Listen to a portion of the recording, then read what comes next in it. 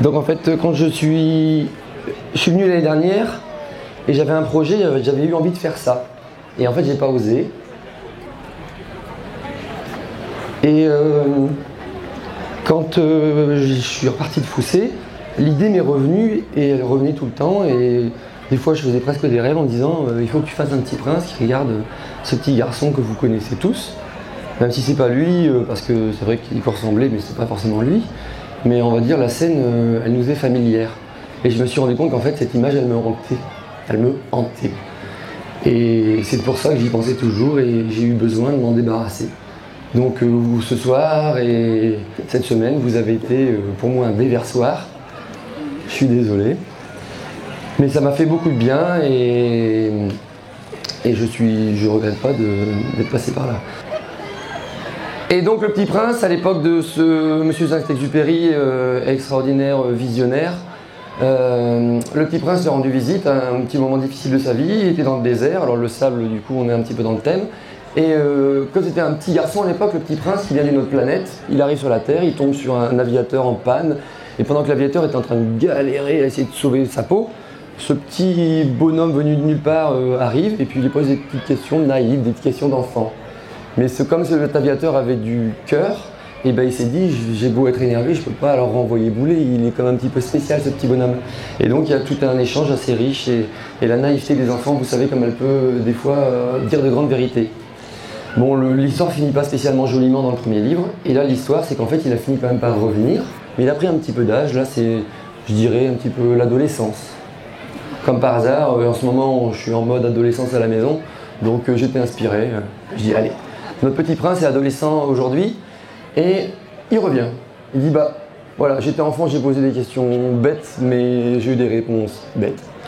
Et maintenant je me pose des questions sur la vie parce que je suis adolescent, donc je vais voir ce que c'est que la vie. Donc je vais sur la Terre. Puis il arrive avec son vaisseau spatial tout bizarroïde et puis il se pose sur une plage là en Turquie. Et là il tombe là-dessus. Et là il dit mais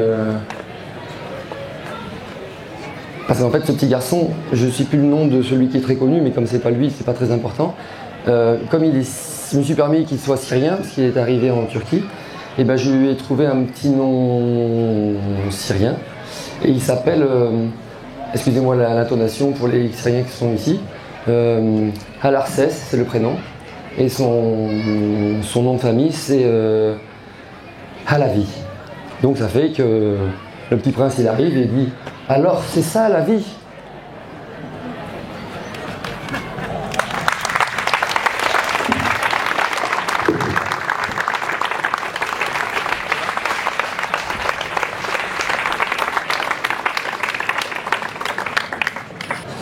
Alors c'est ça la vie. Et moi j'ai un petit peu de mal à accepter que ce soit ça la vie, quoi. Et j'avais pas de réponse non plus à ça. Et ce qui est extraordinaire, c'est quand je me suis occupé des racines, et ben en fait c'est le Petit Prince qui m'a donné la réponse. Regardez comme ils sont forts mes copains. Et il va s'exploser. Ouais.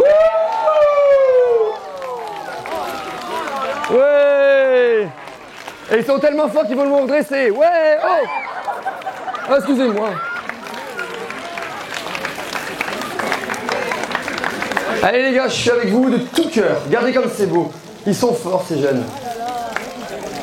Et donc voilà la réponse de l'univers à la question du Petit Prince. Alors c'est ça la vie, c'est quoi la vie? J'ai envie de dire que pour moi tout est là. Après chacun vous y verrez quelque chose. Peut-être je vous donne quelques petites pistes de lecture. C'est incroyable, ça a brûlé, pas fait exprès, et c'est incroyable. En fait, au fur et à mesure que je nettoyais, il y a des visages qui apparaissaient. Donc vous avez des petits personnages ici, ils sont plus ou moins jolis, plus ou moins abîmés, plus ou moins, etc. Et vous avez des animaux, il y a des personnages. Et en fait, je me suis rendu compte au fur et à mesure que j'avançais, parce que j'avais une chronologie improvisée, et en fait, il y a une sorte de fonctionnement circulaire et qui représentait justement la vie. Et voilà, mais la vie est difficile, on vieillit, il se passe beaucoup de choses, je vous laisserai le lire sinon je vais être beaucoup trop long.